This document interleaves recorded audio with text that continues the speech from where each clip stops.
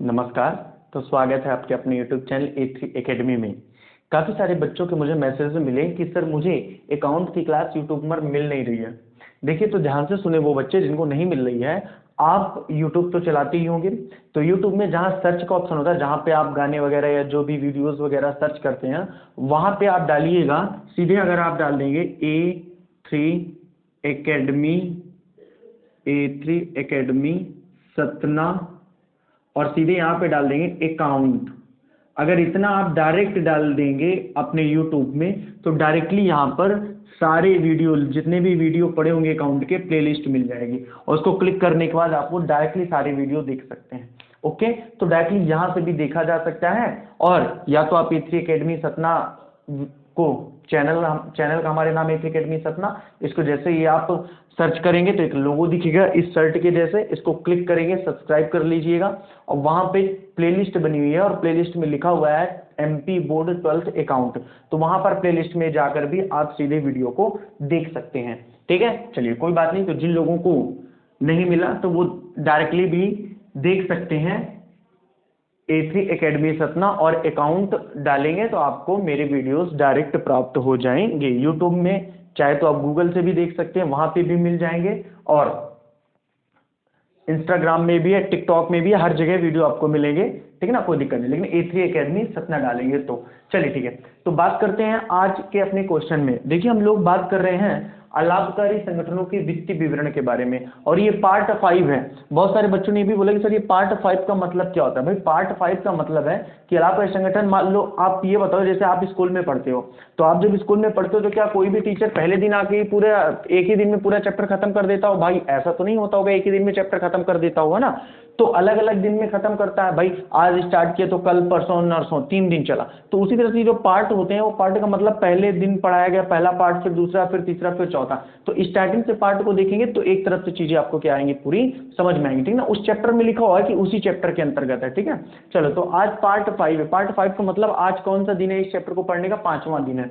यानी कि इसके पहले पार्ट 1 2 3 4 अपलोड हो चुके हैं। तो जिन लोगों ने नहीं देखा है तो सबसे पहले तो चैनल की प्लेलिस्ट में जाएं और अलाभकारी संगठन के वित्तीय ऋण का पार्ट 1 2 3 4 जरूर देखें, तो आप लोगों को बेटर समझ में आएगा। ठीक है, और सबसे पहले जो लोग पहली बार वीडियो को देख रहे हैं, सबसे पहले तो वो चैनल को सब्सक्राइब कर लें।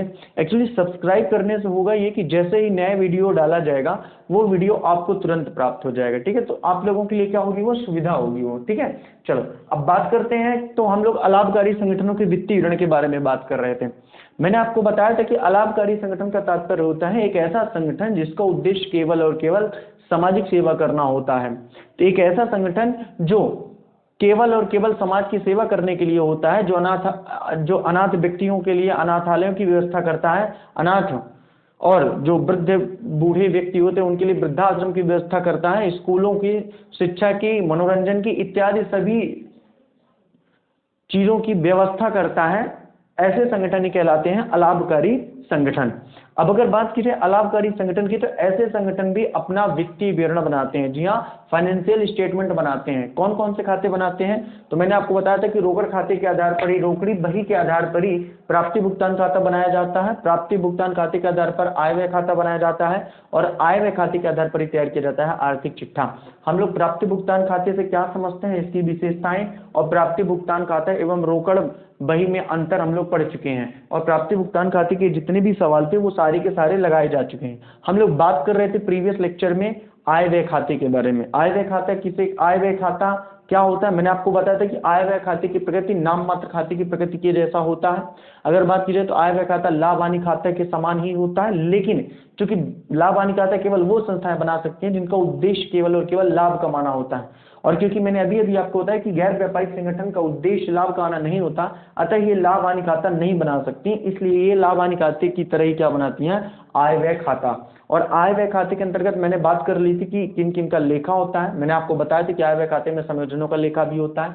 मैंने आपको बताया था कि आय व्यय खाते में अदत्त व्ययों को जोड़ा जाता है। मैंने आपको बताया था कि आय व्यय खाते में पूर्वदत्त व्ययों को घटाया जाता है। मैंने आपको ये भी बताया था कि आय व्यय खाते में जो डेप्रीशिएशन होता है उनका भी यहाँ पर लेखा होता है। और सबसे इंपॉर्टेंट बात मैंने आपको बताई थी कि आय व्यय खाते में चालू वर्ष के ही लेखे किए जाते हैं, यानी जो वर्तमान वर्ष से संबंधित होते हैं। ठीक है, और अगर बात की जाए तो आय व्यय खाते में आय व्यय खाते में समस्त आगमगत आय एवं आगमगत व्ययों का लेखा किया जाता है, यानी कि यहाँ पर पूंजीगत आय और पूंजीगत व्ययों का लेखा नहीं किया जाता है।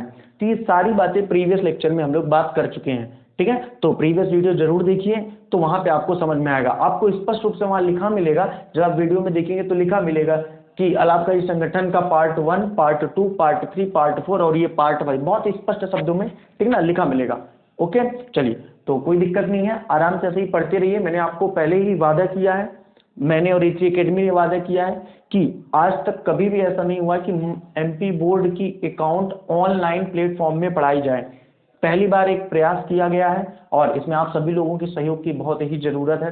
तो वीडियो को ज़्यादा से ज़्यादा शेयर करें, आप अपने दोस्तों में शेयर करें, आपके रिलेशन में शेयर करें, क्योंकि E3 एकेडमी से जुड़ने का मतलब है कि ना सिर्फ आपको अकाउंट मिलेगी, वरन कॉम्पिटिटिव एग्जाम के लिए math, reasoning, polity, geography, history all in one सब कुछ मिलने वाला है। यहाँ पर इस प्लेटफॉर्म में आपको हर वो चीज़ मिलेगी जो आपके एग्जाम के लिए इम्पोर्टेंट है। आप अगर 12th में है तो आप तो 12th का ही पढ़ो, और जो लोग आपके भैया या बड़े बहन या जो भी हैं जो कॉम्पिटिटिव एग्जाम की तैयारी में लगे हुए हैं, तो उनको भी इस चैनल के बारे में जरूर बताइए। ओके, चलिए, तो एक बार फिर से मैं बता रहा हूँ कि जिन लोगों को चैनल नहीं मिल रहा है, आप हमारे यूट्यूब में A3 एकेडमी सतना अकाउंट डालेंगे तो सीधे यूट्यूब में आप डालेंगे तो आपको मिल जाएगा।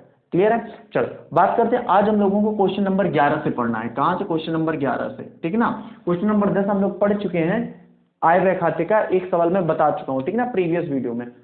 क्वेश्चन नंबर 11 क्या कहता है? अच्छा, ये सभी को पता है कि हम लोग शिवलाल बुक का इस्तेमाल कर रहे हैं। मैं क्वेश्चन पढ़ता जा रहा हूँ, ठीक है ना, क्योंकि क्वेश्चन लिखूंगा तो फिर सवाल नहीं लगा पाऊंगा। तो आप लोग जब मेरे वीडियो देखा करिए तो किताब रख लिया करिए और क्वेश्चन पढ़ते जाया करिए। सोल्यूशन यहाँ सामने है भाई, सिंपल सी बात है ना। अगर आप कोचिंग भी जाते हो, आप स्कूल में भी जाते हो, तो बोर्ड में तो क्वेश्चन टीचर लिखते नहीं है भाई, टीचर तो एक बुक लिए रहता है ऐसे, ये बुक, और इस बुक को देख देख के बोलता जाता है, आप अपने बुक में देखते हो तो यहाँ सोल्यूशन तो बस वही तो है, सारी सुविधाएं प्राप्त हैं आपको, है ना। चलो ठीक है, तो क्वेश्चन नंबर 11 क्या, मैं एक बार पढ़े देता हूँ ताकि आप लोग मिला लीजिएगा। 31 मार्च 2018 को समाप्त होने वाले वर्ष के लिए साहित्य समिति के निम्नलिखित विवरण हैं। प्राप्त चंदा 1650, विनियोग पर ब्याज है 570, भाषण से आए हैं 3480, किराया दिया 315, फुटकर व्यय 150, विज्ञापन 310, छपाई व्यय 192, समिति के पास नेशनल लाइब्रेरी के 1500 रुपया वाले 4% ऋण पत्र हैं। 31 मार्च को 120 रुपया किराया तथा 144 रुपया छपाई व्यय अदत्त है। समझ गए क्वेश्चन? ये क्वेश्चन आप सभी को मिल गया। मेरे में क्वेश्चन नंबर 11 में है, आप लोगों में हो सकता है क्वेश्चन नंबर 10 या 12 में भी हो, या मैटर नहीं करता, क्योंकि क्या होता है, जो नई बुक आती रहती है, कुछ पुरानी बुक्स होती हैं, तो उनमें यहाँ वहाँ चीजें मिल जाती हैं, प्रश्न संख्या, इसीलिए मैं प्रश्न बोल रहा हूँ, आप में जो भी हो तो आप समझ लीजिए ना। ये साहित्य समिति के निम्नलिखित विवरण है, ठीक ना। अब देखिए, सबसे पहले अपन को क्या करना है कि आय व्यय खाता तैयार करना है, ठीक ना। तो आय व्यय खाता तैयार करना है, किसका बनाना है? लिटरेरी, है ना। तो लिटरेरी सोसाइटी है ना, बिल्कुल, literary society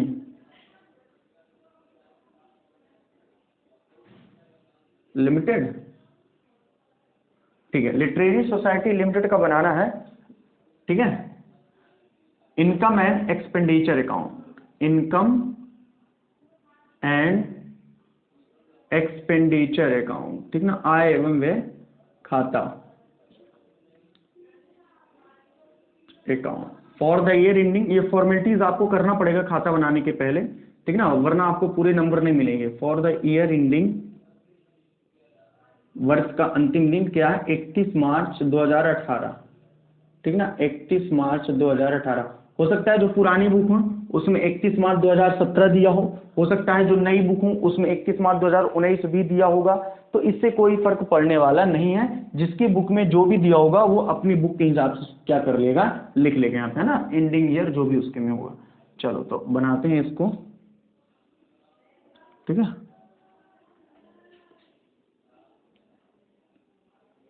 expenditure amount, income, और क्या करना है? अमाउंट करना है। ओके, तो चलिए ठीक है, ध्यान से देखिएगा। फॉर द ईयर एंडिंग में थोड़ा तिरछा हो गया ना, इसको सीधा कर लेते हैं। For the year ending 31 March 2018, okay, ठीक है। चलिए ध्यान से देखिएगा,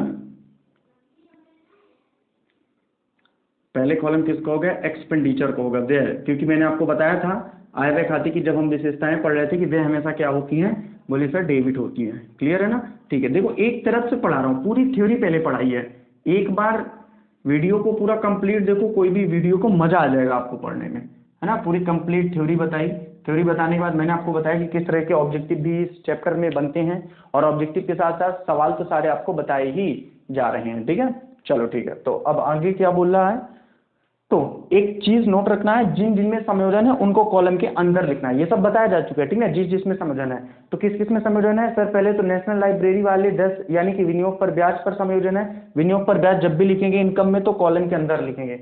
दूसरा क्या बोल रहा है सर, किराए में भी संयोजन है, और सर छपाई व्यय में भी, तो किराया और छपाई व्यय को कॉलम के अंदर लिखना है, बाकी को कॉलम के बाहर लिख देंगे। ठीक है ना? कॉलम के अंदर क्यों लिखना है, क्योंकि यहाँ पर समायोजन है। समायोजन का मतलब क्या है, समायोजन का मतलब है कि या तो ये जुड़ेंगे या तो इनमें कुछ ना कुछ क्या होगा, माइनस होगा, यानी कि या तो अदत्त व्यय होगा, या तो पूर्व दत्त व्यय होगा, या तो एक्रूड होगा, या तो अनएक्रूड होगा, है ना? तो जो भी होगा संयोजित के लिए कर दिए जाएंगे। अब देखो सबसे पहले लिखा प्राप्त चंदा, प्राप्त चंदा में कोई संयोजन नहीं है, कहाँ लिख देंगे, बाई में लिख देंगे। बाई में लिखेंगे, टू में लिखेंगे, बोले सर बाई में इनकम है ना, चलो ठीक है, बाई सब्सक्रिप्शन। ठीक है ना? सब्सक्रिप्शन कितना दिया हुआ है सब्सक्रिप्शन, तो सब्सक्रिप्शन दिया हुआ है 1650 रुपये। ठीक है, ये लिख दिया 1650, कोई दिक्कत नहीं है, बहुत आराम से समझिएगा चीज़ों को। फिर क्या लिखा हुआ है, विनियोग पर ब्याज, इंटरेस्ट ऑन इन्वेस्टमेंट। ठीक है, ये भी आए हैं, इंटरेस्ट ऑन इन्वेस्टमेंट, तो बाई इंटरेस्ट ऑन इन्वेस्टमेंट। ठीक है ना, शॉर्ट में लिख देता हूँ, कितना लिखना है इंटरेस्ट ऑन इन्वेस्टमेंट, तो 570 कॉलम के अंदर लिखना है, क्योंकि समायोजन है। अब संयोजन है बाद में देखेंगे प्लस क्या होगा माइनस क्या होगा, अभी अपन सीधे आगे चलते हैं। भाषण से आए, इनकम फ्रॉम लेक्चर। ठीक है, तो क्या लिखा, बाई इनकम फ्रॉम लेक्चर, तो बाई इनकम फ्रॉम लेक्चर। ठीक ना, भाषण से आय, भाषण से आय कितनी दी हुई है, बोले सर भाषण से आय दी हुई है 3480। ठीक है, 3480, ये भी इनकम है। आगे यदि बात की जाए तो क्या बोल रहा है, किराया दिया, किराया किधर आएगा, टू में आएगा। ठीक है ना, एक्सपेंडिचर में, to rent paid, to rent paid कितना, तो किराया दिया हुआ है 315, कॉलम के अंदर होगा क्योंकि किराए में भी क्या है, कुछ समायोजन है। ठीक है, उसके बाद क्या है नेक्स्ट, तो नेक्स्ट बोल रहा है फुटकर व्यय, क्या दिया हुआ है, फुटकर व्यय यानी कि सन्ड्री एक्सपेंसेस। ठीक है ना, सन्ड्री एक्सपेंसेस। ठीक है, उसको भी कर लो टू सन्ड्री एक्सपेंसेस। ठीक है, टू सन्ड्री एक्सपेंसेस, कितना दिया हुआ है सन्ड्री एक्सपेंसेस, तो सन्ड्री एक्सपेंसेस दिया हुआ है 150 रुपये। ठीक है, कॉलम के बाहर लिख दो क्योंकि इसमें कोई समायोजन नहीं है। आगे क्या बोल रहा है क्वेश्चन में, विज्ञापन टू एडवर्टाइजमेंट। ठीक है ना, तो टू एडवर्टाइजमेंट के लिए कोई दिक्कत नहीं है, बोले सर अपन को टू एडवर्टाइजमेंट। ठीक है ना, एडवर्टाइजमेंट कितना दिया हुआ है, इसमें भी कोई समायोजन नहीं है, एडवर्टाइजमेंट दिया हुआ है 310, कितना दिया है, बोले 310 दिया हुआ है। आगे देखो क्या लिखा हुआ है, छपाई व्यय दिया हुआ है। ठीक ना, printing expenses, to printing expenses. ठीक ना, टू प्रिंटिंग एक्सपेंसेस, कॉलम के अंदर लिखना है, इसमें समायोजन है, मैंने बात पहले ही बता दिया था। ठीक ना, कितना है 192। ओके, फिर क्या है, अब देखिए, अब बात करते हैं समायोजन की। समायोजन के बारे में क्या कह रखा है, किन किन में समायोजन है, तो ध्यान से देखो। सबसे पहले लिखा है समिति के पास नेशनल लाइब्रेरी के 1500 रुपया वाले 10। अब एक बताओ, यदि 1500 रुपया वाले 10 ऋण पत्र हैं तो 1500 गुणे 10, एक की वैल्यू है, एक ऋण पत्र की 1500, तो 10 लिया है तो कितना लिया होगा, बोले सर 10 लिया होगा, इसका मतलब 15,000 लिया होगा।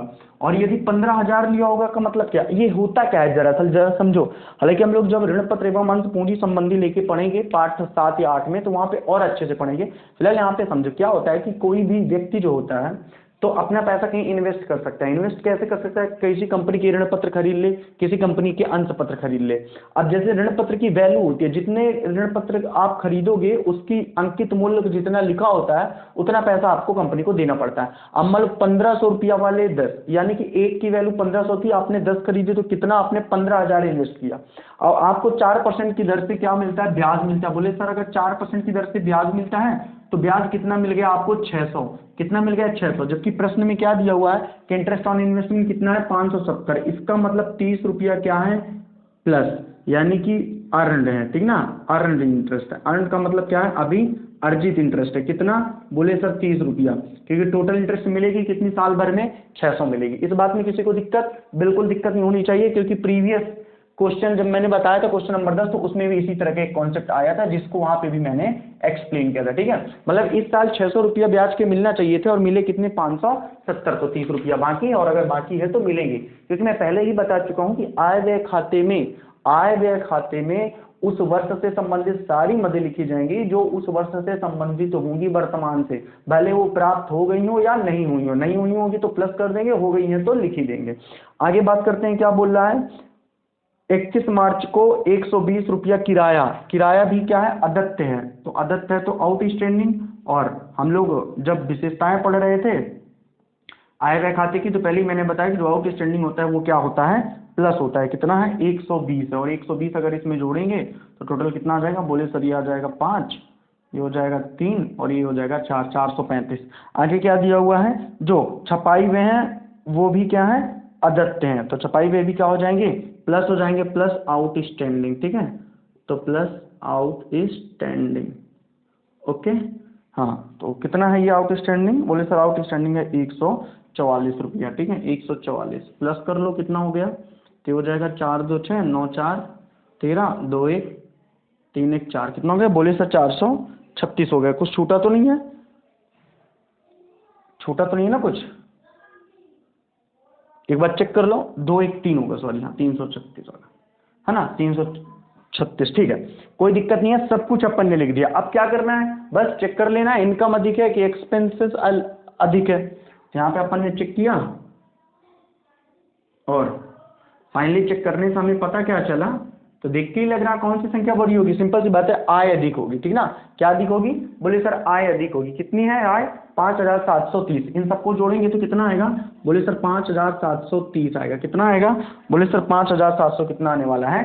30 आने वाला है। इनकम को आप जोड़ेंगे तो कितना आ जाएगा? 5730। फिर इन सभी को आप जोड़ेंगे, ठीक ना? इन सबको आपको जोड़ने के बाद क्या करना है? इनकम से माइनस करोगे, और जब आय का व्यय पर अधिक होता है तो क्या आता है? सरप्लस आता है। क्या आता है? सरप्लस। सरप्लस कितना आ जाएगा? इन सभी को आपने जोड़ा, ठीक ना? तो इन सभी को आप जोड़े, कितना आएगा? एक बार देख लो, चेक कर लो। 6 5 11, 5 3 8 1 9 3 12 1 13, ठीक ना? 4 1 5 3 8 3 11 1 1231 आया। माइनस कितना करना है? 5730। कितना आ जाएगा उत्तर? 9 13 में 4 गए 9, 7 में 3 गए 4, 5 में गए 4, कितना आ जाएगा? 4499। कितना आ जाएगा? 4499। ओके, यहाँ पे कितना आ जाएगा? 5730। फाइनल अगर बात की जाएगी तो उत्तर क्या आ जाएगा? तो उत्तर आ जाएगा 4499। यही हो जाएगा आय पर व्यय का अधिक। तो समझ गए आप लोग? कितना इजी था, इससे सरल क्वेश्चन हो ही नहीं सकता। ठीक है, तो कुछ भी नहीं करना है, बस व्यय को व्यय में लिख देना, आय को आय में लिख देना है। जो संयोजन वाले हैं उनको अपन क्या कर देना है? उनको कॉलम के अंदर लिखना है, क्योंकि उसमें कहीं ना कहीं या तो जोड़ने की बात कही होगी और कहीं ना कहीं या तो घटाने की बात कही गई होगी। और यदि जोड़ने की बात की गई होगी तो अपन को जोड़ देना है, और यदि घटाने की बात की गई होगी तो अपन को क्या कर देना है? घटा देना है। बन जाएगा आप सभी से? चलिए, तो अगले क्वेश्चन में चलते हैं। वीडियो को पॉज करके आप इसको लिख सकते हो, या फिर स्क्रीनशॉट ले लेंगे तो आप लिख सकते हैं। ठीक है, चलो तो यहाँ से मिटाते हैं। क्वेश्चन नंबर अगला 12 में चलते हैं। ठीक है, खाता अपन बने रहने देते हैं, क्योंकि बनाना तो अपन को यही है अभी, है ना? ठीक है, तो ध्यान से देखो अगला क्वेश्चन।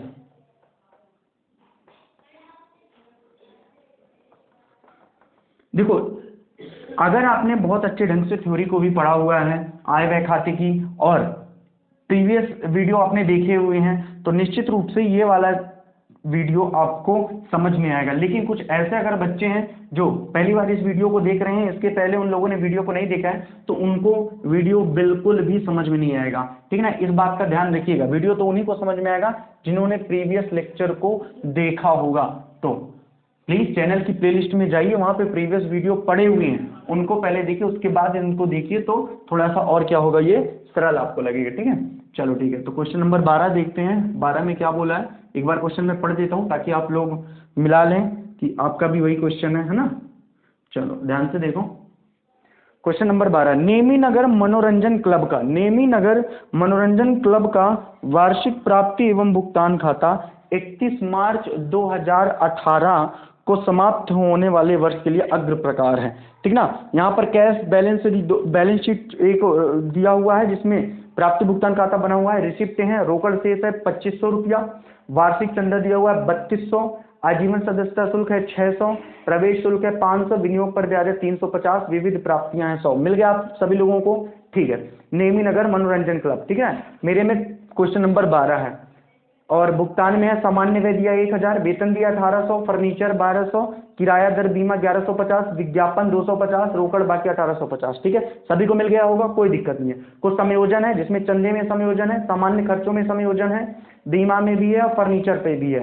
और लास्ट में क्या लिखा है ध्यान से समझो, 31 मार्च 2018 को समाप्त होने वाले वर्ष के लिए आय व्यय खाता तैयार कीजिए। और नोट जो इंपॉर्टेंट है, आजीवन सदस्यता तथा चंदा प्रवेश शुल्क आयगत माने जाए, यानी चंदे को भी लिखना है, आजीवन सदस्यता शुल्क को भी लिखना है और प्रवेश शुल्क को भी लिखना है। क्यों लिखना है? क्योंकि इन्हें आगमगत मानना है और यदि आगमगत आय है तो यहाँ लिखी जाएगी।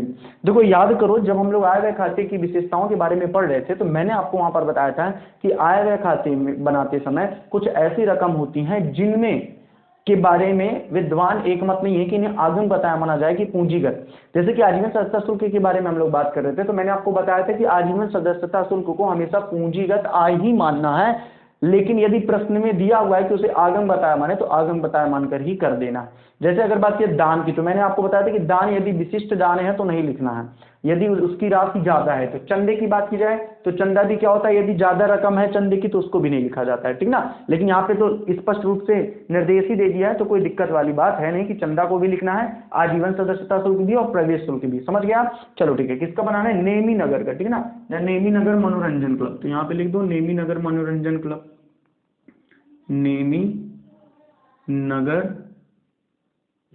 मनोरंजन क्लब, ठीक ना।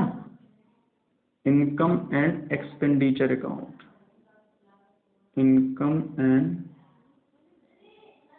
एक्सपेंडिचर अकाउंट, ठीक ना। और यहां पे लिख दो for the year ending, for the year ending, for the year ending कितनी है तो 31 मार्च 2018, 31 मार्च 2018, ठीक नहीं। ये फॉर्मेलिटीज है, करना पड़ेगा एग्जाम में भी जब आएगा तो इसको करना ही पड़ेगा। तो चलो सबसे पहले क्या लिखते हैं, सबसे पहले है कैश बैलेंस, कैश बैलेंस यहाँ पे लिखते नहीं है इनकम में, ठीक ना। चलो सबसे पहले फिर क्या लिखेंगे, एनुअल सब्सक्रिप्शन, बाई सब्सक्रिप्शन, तो यहाँ पे पहले क्या लिखा जाएगा तो बाई सब्सक्रिप्शन, ठीक है ना। बहुत आराम से करना है, बाई सब्सक्रिप्शन कॉलम के अंदर लिखना पड़ेगा क्योंकि इसमें क्या है समायोजन है। कितना है एनुअल सब्सक्रिप्शन? बोले सर 3200 है। कितना है? बोले सर 3200 है, ठीक ना। कॉलम के अंदर लिखो 3200। आगे क्या बोल रहा, बोले आजीवन सदस्यता चंदा, आजीवन सदस्यता चंदा, ठीक ना, बाई लाइफ मेंबरशिप, तो बाई लाइफ मेंबरशिप फीस, ठीक ना। और आजीवन सदस्यता चंदा कितना दिया हुआ क्वेश्चन में, तो ये क्वेश्चन में दिया हुआ है 600 रुपये। कितना दिया हुआ? बोले सर 600 दिया हुआ है, 600 दिया, 600 को कॉलम के बाहर लिख दो क्योंकि इसमें कोई भी समायोजन नहीं है। आगे क्या बोल रहा है, आगे दिया हुआ प्रवेश शुल्क बाई एंट्रेंस फीस, ठीक ना, by entrance fees. Entrance fees कितनी दी हुई है तो बोले एंट्रेंस फीस सर दी हुई है 500 रुपया, ठीक ना, तो अपन को 500 यहाँ पे लिख दिया। आगे क्या बोल रहा है एंट्रेंस फीस के बाद, फिर बोला है इंटरेस्ट ऑन इन्वेस्टमेंट, विनियोग पर ब्याज, ये भी आ गया यहाँ पे by interest on investment. Interest on investment कितना आएगा? बोले सर 350 है, तो इसको भी लिख दो 350, ठीक है। अगले प्रश्न में बड़ो क्या बोल रहा है, सॉरी अगले प्रश्न नहीं, प्रश्न तो यही है, विविध प्राप्तियां दी है ना, सन्ड्री रिसिप्ट भी दिया हुआ, तो by sundry receipt, by sundry receipt, sundry receipt कितना दिया हुआ है ध्यान से देखो, तो सन्ड्री रिसिप्ट दिया हुआ है 100 रुपये, ठीक है, इसको भी लिख दो 100 रुपये। इसमें कोई संयोजन नहीं, जिसमें संयोजन है उसको कॉलम के अंदर ही लिखेंगे। फिर दिया हुआ जर्नल एक्सपेंसेस, ठीक है, टू जर्नल एक्सपेंसेस, एक्सपेंसेस में लिखेंगे है ना, टू जर्नल एक्सपेंसेस, ध्यान से देखिएगा, टू जर्नल एक्सपेंसेस, अभी कुछ भी नहीं कर रहा हूं मैं, व्यय में व्यय लिख रहा हूँ, आय में आय लिख रहा हूँ, ठीक ना। जर्नल एक्सपेंसेस कितना दिया हुआ? बोले सर 1000 दिया हुआ, संयोजन है नीचे देख लेना, ठीक ना।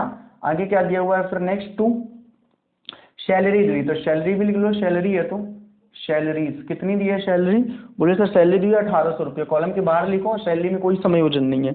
आगे आगे क्या दिया हुआ है, फर्नीचर, फर्नीचर में फर्नीचर तो नहीं लिखते हैं लेकिन डेप्रीशिएशन ऑन फर्नीचर लिखेंगे, फर्नीचर में जो डेप्रीशिएशन हुआ है उसको अपन यहाँ पर जरूर लिखेंगे। देखो अब थोड़ा सा चीजें समझो भाई, यहाँ पर मैंने आपको क्या बताया था कि कोई आय व्यय खाते में ना तो आय व्यय खाते में और ना ही प्राप्ति भुगतान खाते में किसी संपत्ति का लेखा नहीं किया जाता है, लेकिन संपत्ति के हास का लेखा यहाँ किया जाता है। मैंने आपको बताया ना कि समस्त संयोजनों का लेखा आय व्यय खाते में किया जाता है, और संयोजन के समय जब मैं आय व्यय खाता की विशेषताएं बता रहा था तो मैंने ये भी बताया था कि ये संयोजन ही होता है, यानी कि हास संचय ये सब क्या है, संयोजन ही कहलाते हैं। तो डिप्रिसिएशन ऑन फर्नीचर यानी फर्नीचर पर जो हास है उसका लिखा होगा। अब देखो फर्नीचर है कितना, तो बोले सर फर्नीचर की कीमत दी हुई है 1200, कितनी दी है फर्नीचर की कीमत, बोले सर फर्नीचर की कीमत दी हुई है 1200 और डिप्रीशिएशन कितना है फर्नीचर पर 5%। तो एक बात बताओ 1200 का 5% कितना निकलेगा, तो बोले सर 1200 का 5% निकलेगा 12 पंचे 60 यानी कि 60, तो यहाँ पर केवल कितना लिख देना है 60, समझ गए, 1200 का 5%, इसको मिटा देते हैं, ठीक ना, डिप्रीशिएशन ऑन फर्नीचर लिख दिया। उसके बाद क्या, rent and taxes, to rent and taxes, to rent and taxes, rent and taxes कितना लिखा हुआ है ध्यान से देखो, तो रेंट एंड टैक्सेस है 1150, ठीक ना, एंड इंश्योरेंस भी है, ठीक ना, इंश्योरेंस कितना है 1150। अब देखो इसमें भी क्या है, एडजस्टमेंट है, एडजस्टमेंट है तो कॉलम के अंदर लिखा हुआ है, लास्ट की लाइन में एडजस्टमेंट दिया हुआ है।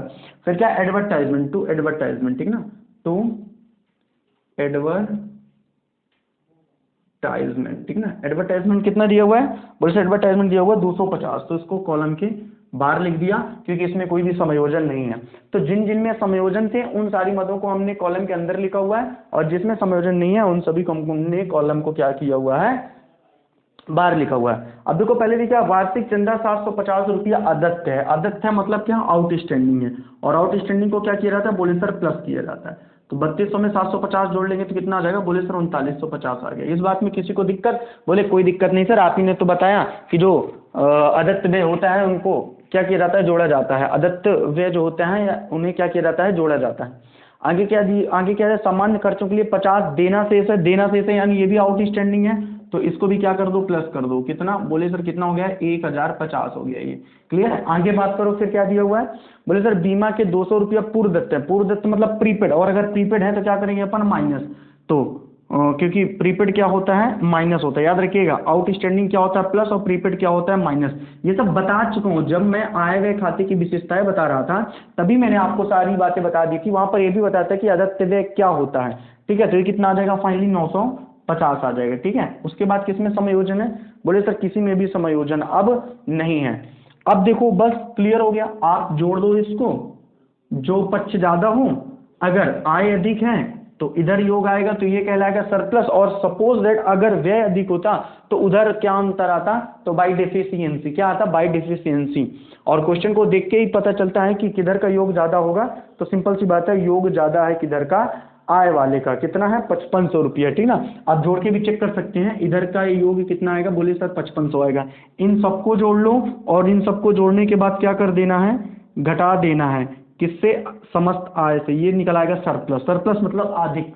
देखो जब हम आय व्यय खाते की विशेषताएं पढ़ रहे थे तो मैंने आप लोगों को बताया था कि आय व्यय खाते की विशेषताओं में जब आय अधिक होती है व्यय कम होता है, तो जो अंतर आता है वो क्या कहलाता है, सरप्लस या अधिक, और जब व्यय अधिक होता है आय कम होता है तो क्या कहलाती है, वो कमी या डिफिशियंसी। इन सबको जल्दी से जोड़ो, तो बोले सर हमने जोड़ लिया, 0 5 5 10 15 6 21 2 8 8 8 9 8 17 2 19 21 1 3 3110 माइनस कितना करना है, बोले सर 5500 करना है, तो 0 10 में 1 गए 9, 5 में 2 गए 3, 5 में 3 गए 2, 2390, कितना आ जाएगा 2390। सॉरी कुछ गड़बड़ किया गया भाई, कुछ मिस्टेक है, एक सेकंड है, एक बार फिर से इसको जोड़ो, सही गलत जोड़ा मुझे, ये कितना आ गया, बोले सर 0 आया, 5 6 5 11 5 16 5 21, ठीक है ना, 2 8 9 8 17 2 19 2 21 1 2 2 1 3 हुआ ना, अच्छा ये भी है ना, सॉरी 4 हुआ ना, यही तो गड़बड़ होगा। 0 10 में 1 गए 9, 5 में 1 गए 4, 5 में 4 गए, 1490 आएगा। कितना आएगा? 14, अरे यार 1390 होगा ना, कैसे? चलो 1390, ठीक है। एक्चुअली थोड़ा सा क्या होता है ना कि ऑनलाइन में जब आप भी पढ़ाता है बच्चों के सामने थोड़ा सा एक अलग कॉन्सेप्ट रहता है, आप समझ सकती हो, नो दैट, ठीक है ना। तो यहाँ पर चीज़ें कोशिश ये की जाती है कि गलत पहली बार में ही ना हो, है ना, ठीक है। तो ध्यान से देखिए, समझ गए ना आप भाई? 0, 10 में 1 गए 9, 5 में 2 गए 3, 5 में 4 गए 1390 आ गया, और इसको अपन डायरेक्ट कर दिए, कितना आ गया ये? 5500। समझ गए? कोई दिक्कत वाली बात नहीं है। चलो तो ये वाला भी आपसे बन जाएगा। उत्तर कितना आ गया? 1390। ओके, चलो तो अगले प्रश्न पर चलें। तो ठीक है, अगला प्रश्न यानी कि 13वां नंबर ये रहा, ठीक है। इसको पहले मिटा देते हैं जल्दी से।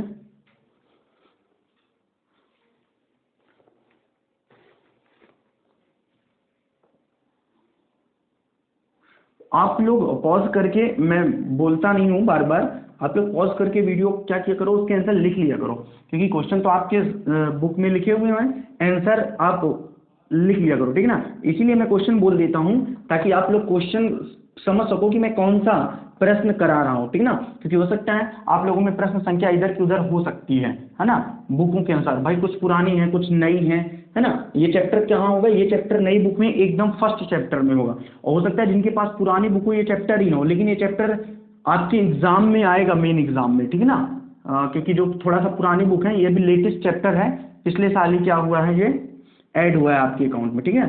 और जो लोग 11वीं पढ़े होंगे तो 11वीं में भी ये चैप्टर था, है ना। तो इंपॉर्टेंट है ये चैप्टर। चलो अब ध्यान से देखो, क्वेश्चन नंबर अगला।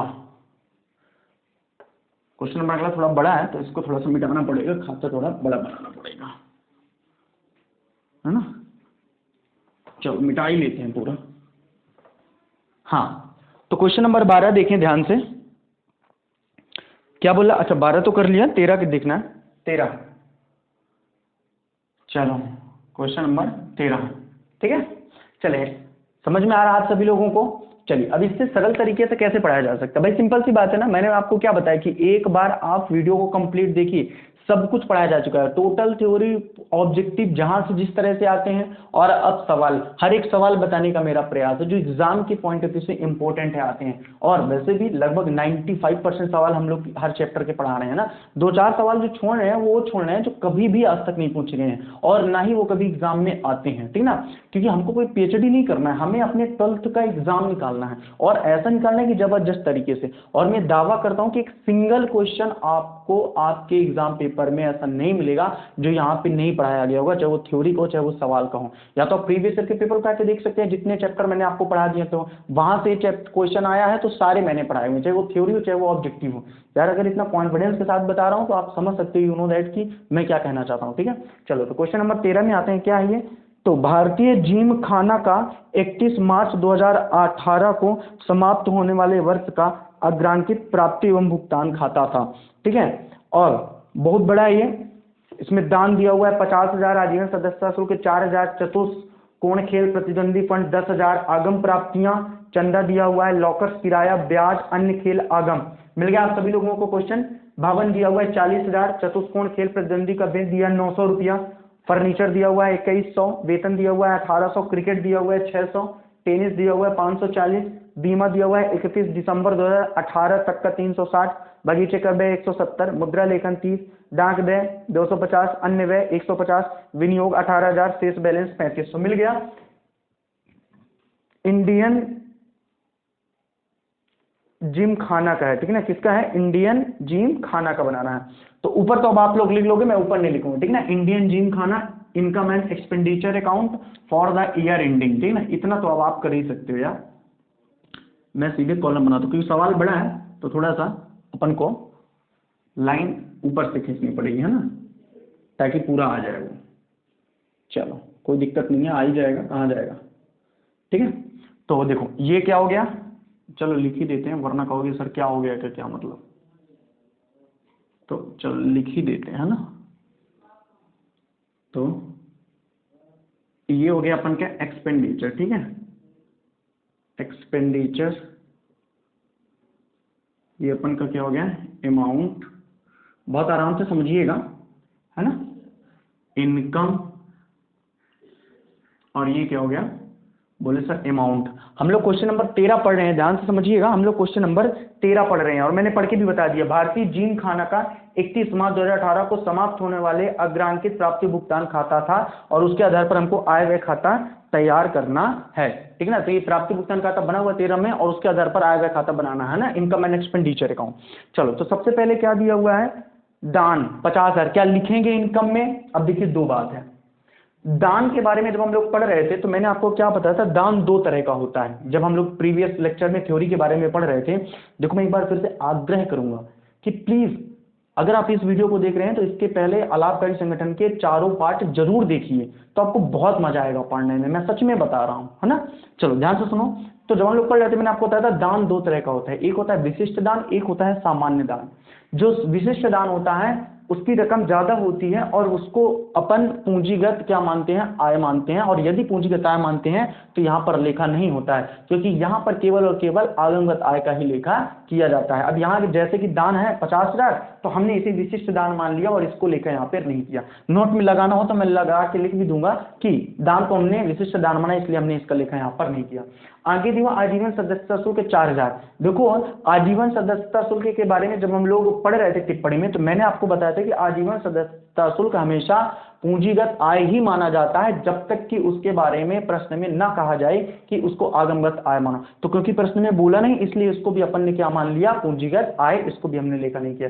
चतुष्कोणीय खेल प्रतिद्वंदी फंड, इसको भी नहीं लिखेंगे, रकम ज्यादा है। आगे चलते हैं, चंदा लिखेंगे, ठीक ना, सब्सक्रिप्शन लिखेंगे। तो बाई क्या करना है अपन को, सब्सक्रिप्शन सीधे ही स्टार्ट करना है, ठीक ना, बाई सब्सक्रिप्शन। हाँ, यहाँ पे भी जो संयोजन वाले उसको कॉलम के अंदर लिखेंगे, आप तो समझ चुके हो ना आप लोग, ठीक है। तो चंदे के बारे में क्या दिया हुआ है, 3200 रुपया दिया हुआ है, कॉलम के अंदर लिखना है। इसमें संयोजन है और संयोजन कुछ ज्यादा ही है, इसलिए थोड़ा सा ध्यान से समझिएगा, ठीक ना। चंदे के बारे में यहीं पे इसको क्लियर कर लेते संयोजन को, नहीं तो फिर बाद में फंस जाओगे। बात को समझो, चंदा दिया हुआ 2018-19 के 100 रुपया सहित। अब देखो ये बनाया जा रहा है खाता 2018 का, और इस चंदे में 100 रुपया क्या दिया हुआ है, 19 का भी दिया हुआ है। क्या दिया हुआ है, 19 का भी दिया, एडवांस में दिया हुआ है कितना, 100 रुपया। तो यदि एडवांस है तो हम इसको माइनस कर देंगे, सिंपल सी बात है, क्योंकि यहाँ पे तो केवल वही चंदा लिखा जाएगा ना जो इस वर्ष से संबंधित हो। बात समझो, यानी 3200 चंदे में 100 रुपया वो चंदा शामिल है जो अगले वर्ष का है। वहां पर लिखा हुआ है कि 2018-19 के भी 100 रुपया सहित। 18-19 का मतलब क्या हो गया, 19 का 100 रुपया सहित है, उसको माइनस कर दिया, ठीक है। क्योंकि जब 18 का बना रहे हैं तो केवल केवल 18 का ही चंदा यहाँ पर लिखेंगे, ठीक है। आगे अगर बात की जाए तो क्या बोल रहा है, आप नीचे संयोजन में आओ। वर्ष 2017-18 का 300 चंदा अप्राप्त है। 300 चंदा अप्राप्त है का मतलब क्या है कि 2017-18 में 300 रुपया मिलना बाकी, एक्रूड है। क्या है, एक्रूड है, ठीक है ना। तो एक्रूड है तो भाई इसको भी अपन कर दो सब्सक्रिप्शन, कितना, 300 है, तो 300 रुपये चंदा अप्राप्त है, और अगर अप्राप्त है तो मतलब मिलेगा। तो टोटल कितना चंदा लिख देंगे, बोले सर 3400 रुपया। अब देखिए किनको किनको समझ में नहीं आया, हाँ अब किनको नहीं आया ध्यान से देख लो, अगर समझ में नहीं आया तो फिर से एक बार। भाई चंदा टोटल था 3200 रुपया, इस 3200 रुपया में 2018 में इसका 100 रुपया जुड़ा हुआ था, हमने घटा दिया, क्योंकि यहाँ पे तो पहले ही मैंने बता दिया कि आय व्यय खाते में उसी वर्ष की रकम लिखी जाएगी जिस वर्ष का आय व्यय खाता बनाया जा रहा है। लेकिन 300 रुपया वो रकम थी जो इसी साल की थी और उसको नहीं जोड़ा गया था, तो अपन ने उसको जोड़ दिया, है ना। अप्राप्त है, वो मिलना बाकी है और मिला नहीं है। हो सकता है 2019 में मिले, मैटर नहीं करता। अगर 2018 का चंदा है तो जुड़ेगा यहीं पे, भले वो नहीं मिला। मैंने क्या बताया आपको, जब हम लोग आय व्यय खाता पढ़ रहे थे तो मैंने बताया था कि प्राप्ति भुगतान खाते में केवल नगद व्यवहारों का लेखा किया जाता है। इससे गैर व्यापारिक संगठन की वास्तविक स्थिति का पता नहीं चल सकता था, इसलिए आय व्यय खाता तैयार किया जाता है, ठीक है। ये सब बताया जा चुका, जो यहाँ पे मैं करवा रहा हूँ ये सब बता चुका हूँ मैं, ठीक है। चलो थ्योरी जब हम लोग पढ़ रहे थे, आगे क्या बोल रखा है क्वेश्चन में, लॉकर्स का किराया है तो बाई लॉकर्स रेंट लिख दूंगा ना। तो किराया भी क्या है, बाई लॉकर्स रेंट, ठीक है। लॉकर्स रेंट कितना है, लॉकर्स रेंट, तो लॉकर रेंट दिया हुआ 100 रुपये, ठीक ना। अब आप कहोगे सर रेंट है और आपने आय में लिखा हुआ है। भाई मेरे लॉकर का मतलब होता है कि जैसे अलाभकारी संगठन थे, उन्होंने क्या किया, किसी दूसरे का पैसा अपने पास रख रहे हैं लॉकर्स के रूप में। जैसे हम अपना पैसा बैंक में रखने जाते हैं ना, अगर लॉकर में रखा अपनी सेफ्टी, अपने गहने, या जिन लोगों के पास सोना चांदी होता है तो उसका किराया दिया करते हैं, क्योंकि बैंक हमारी उन सामानों की क्या करता है, सेफ्टी करता है। तो उसी तरह से अलाभकारी संगठन भी ऐसा करते हैं, तो उनको आय का ये साधन होता है। तो लॉकर्स किराया, क्योंकि वो प्राप्ति में लिखा है ना, बात को समझो, वो प्राप्ति में है तो प्राप्ति मतलब आय है वो। आगे अगर बात की जाए तो क्या दिया, इंटरेस्ट, इंटरेस्ट कितना दिया, बोले सर 100 रुपये दिया हुआ, ठीक ना, तो इंटरेस्ट भी लिख लो, बाई इंटरेस्ट 100 रुपया, ठीक है, तो बाई इंटरेस्ट कितना, बोले सर बाई इंटरेस्ट है 100 रुपया, क्लियर है, ठीक है। आगे बात करो क्या दिया हुआ है, तो आगे दिया हुआ है अन्य खेल आगम है, अदर रिसिप्ट, और अदर रिसिप्ट को सारा प्लस करके अपन लिख देंगे, ठीक ना, अदर से अलग से इन सभी को दर्शाने की कोई जरूरत नहीं है, बाई अदर रिसिप्ट, ठीक ना, अदर रिसिप्ट किसका किसका है, ध्यान से, क्रिकेट का है। चलो यहाँ पे मैं रकम लिखते रहता हूँ, इकट्ठा फिर जोड़ूंगा, ठीक है ना। क्रिकेट, क्रिकेट का कितना है, बोले सर क्रिकेट का है 400, तो 400 कर दिया, इकट्ठा जोड़ के बाहर लिख दूंगा। उसके बाद क्या है, सन्ड्रीज, विविध है, विविध प्राप्तियां हैं ये सारी, ठीक ना। सन्ड्रीज कितना है, बोले सर सन्ड्रीज दिया हुआ है 50। आगे क्या दिया हुआ, बोले सर दिया हुआ टेनिस, टेनिस का कितना दिया हुआ, बोले सर टेनिस का दिया हुआ 350, तो 350 हो गया। और लास्ट क्या दिया हुआ, बोले बिलियर्ड्स, ठीक ना, ये कितने दिया बिलियर्ड्स, तो बोले ये दिया हुआ है सर 200 रुपया। और अगर बात की जाए तो इन सभी का टोटल कितना आ जाएगा, तो इन सबका टोटल हो जाएगा, टोटल 4 3 7 2 9 1000, कितना हो जाएगा इन सभी का टोटल 1000। तो डायरेक्ट हमने क्या लिख दिया, विविध प्राप्तियों की जगह 1000 रुपये, ठीक है।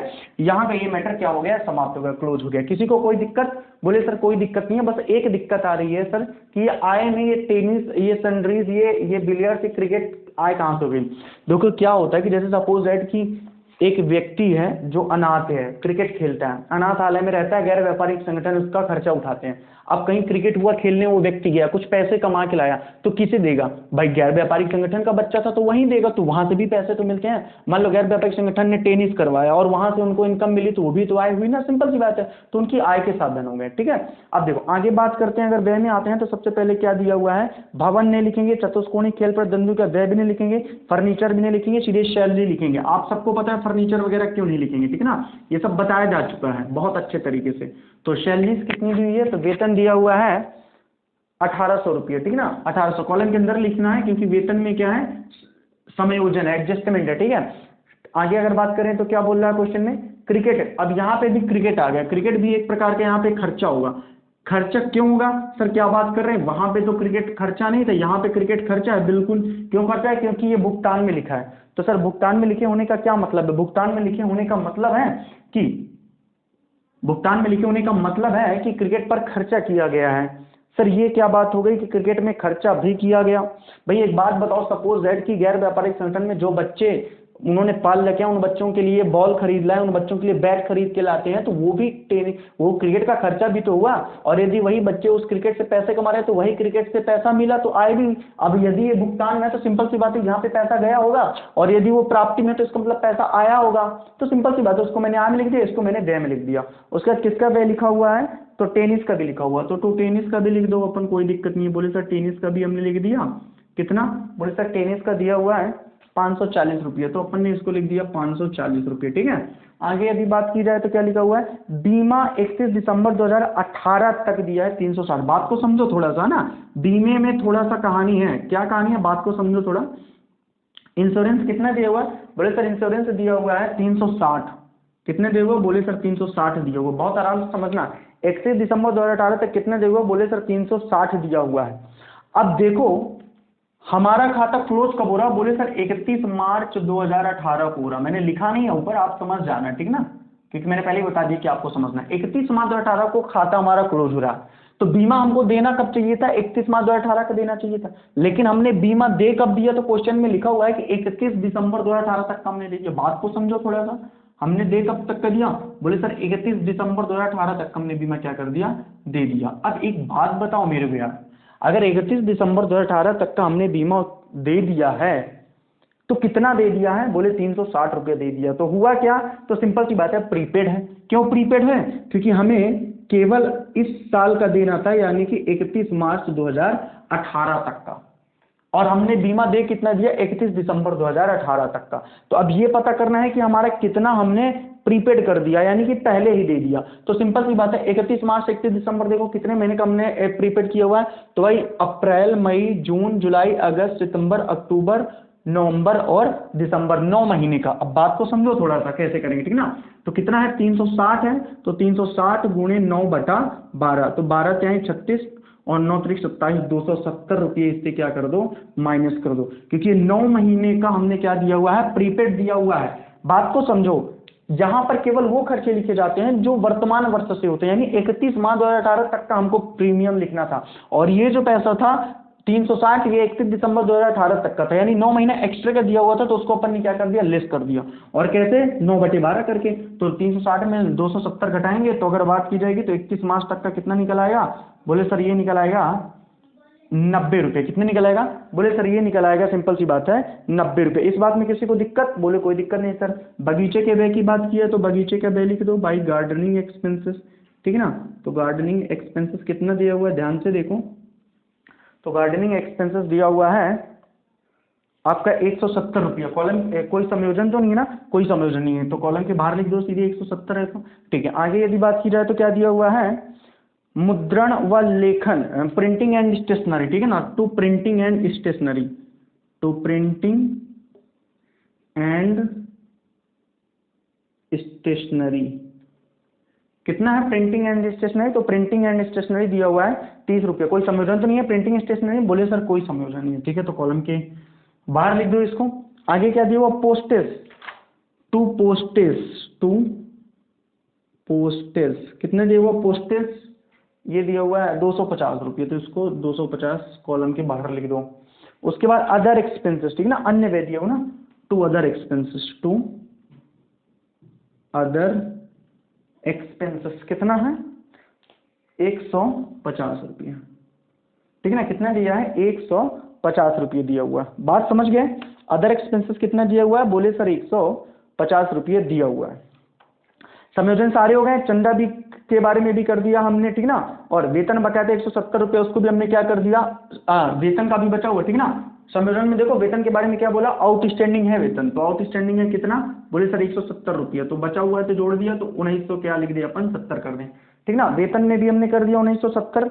और किसमें संयोजन, इंश्योरेंस वाला हमने कर ही दिया, कोई दिक्कत नहीं है, बस हो गया, ठीक है ना। 2 संयोजन थे, चंदा का और वेतन का, और यहाँ पे किसका था, आपका इंश्योरेंस वाला था। ये सब कंप्लीट हो गया, कोई दिक्कत नहीं है, समझ गए। सर इतने बड़े बड़े सवाल आते हैं, वैसे अगर ईमानदारी से बताऊं तो इतने बड़े सवाल एग्जाम में कभी भी नहीं पूछे जाते हैं, और ना ही आज तक कभी एग्जाम में पूछे ही गए हैं। लेकिन क्योंकि ऐसा नहीं है, इतने बड़े सवालों के जवाब लगाते हैं तो कहीं ना कहीं एक कॉन्सेप्ट जो होता है वो बहुत अच्छे तरीके से और भी क्या होता है, क्लियर हो जाता है। और यदि कॉन्सेप्ट और अच्छे तरीके से क्लियर हो जाता है तो फिर क्या कहने हैं, अच्छी बात है ना। अब चलो जल्दी से करना क्या है आपको, तो जल्दी से इन सबको प्लस करके और माइनस कर देना। और जब सबको प्लस करोगे तो ये टोटल निकल के आएगा 4600। कितना टोटल निकल के आएगा, 4600। आराम से आप घर पे प्लस करते रहना इसको, ठीक ना। और जब आप प्लस आए यहाँ पे भी ज़्यादा होगा तो 2 क्या आएगा, सरप्लस आएगा। सर हर बार आय ही ज़्यादा होगी, ऐसा बिल्कुल नहीं है। हो सकता है आपके परीक्षा में जो क्वेश्चन आए उसमें व्यय ज़्यादा हो, तो व्यय ज़्यादा होंगे तो बाई डेफिशिएंसी लिख देना, कोई दिक्कत वाली बात थोड़ी है। अगर व्यय ज़्यादा होंगे तो बाई डेफिशिएंसी लिख देना है, ठीक है। तो कितना कर देंगे यहाँ पे, 800 रुपया आएगा, ठीक ना। ये कितना आएगा, सरप्लस 800 आएगा। यहाँ पे कितना कर दो, 4600। बात समझ गए, ये आ गया आपका उत्तर। ओके, तो 800 रुपया आता है क्या आपका सरप्लस। सरप्लस समझ गए ना आप सभी लोग, सरप्लस क्या है, अधिक, यानी आय ज्यादा है, वह क्या है, कम है। अब देखो इस तरह के क्वेश्चन एग्जाम में वाकई में बहुत कम पूछे जाते हैं, क्योंकि पेपर बनाने वाले का एक सेटअप होता है कि उसको ऐसे देना है। अगर इस तरह के क्वेश्चन देगा तो लगभग उसको तो फिर 50-60 पन्ने का पेपर बनाना पड़ेगा, क्योंकि हिंदी से भी देगा फिर इंग्लिश में भी देगा। तो क्वेश्चन सोचता है कि 5 या 6 या अधिकतम 7 या 8 लाइन में क्वेश्चन आ सके बहुत आराम तरीके से, समझ आप सब लोग। तो ज़्यादा बड़ा देने का प्रयत्न नहीं करता, हालांकि ऐसे बड़े बड़े क्वेश्चन हम कर लेते हैं तो थोड़ा सा कॉन्फिडेंस लेवल हम लोगों का बढ़ जाता है कि हाँ अगर अब क्वेश्चन आएगा तो हमसे बन जाएगा। तो चलो ठीक है, आप लोग इसको आराम से अपनी नोट्स में लिख लीजिएगा। आज हम लोग क्वेश्चन नंबर 13 तक कंप्लीट कर लिए हैं, कल हम लोग क्वेश्चन नंबर 14 से पढ़ना चालू करेंगे, ठीक है। लेकिन ईमानदारी से आप लोग पढ़ते जाइए तो एकदम कंप्लीट, जितना आप लोग किसी कोचिंग स्कूल या वाट एवर जहाँ पे भी पढ़ते हैं उससे बेटर तरीके से यहाँ पे पढ़ाया जा रहा है। मैं ये नहीं कहना चाहता हूँ कि वहाँ पर अच्छा नहीं पढ़ाया जाता है, वहाँ पे बहुत, मेरे से भी बहुत अच्छे अच्छे वहाँ पर टीचर पढ़े हुए हैं, लेकिन आप सबको पता है कि गवर्नमेंट स्कूलों का क्या हाल है, कैसे वहाँ पढ़ाई जाती है ना। बोलना नहीं चाहिए ऑनलाइन प्लेटफॉर्म में ऐसी बातों को, लेकिन हम सब जानते हैं कि कैसे क्या माहौल होता है, टीचर आके क्या करते हैं क्या नहीं। खैर, हम इन सब बातों का कोई औचित्य नहीं है हम लोगों के पास।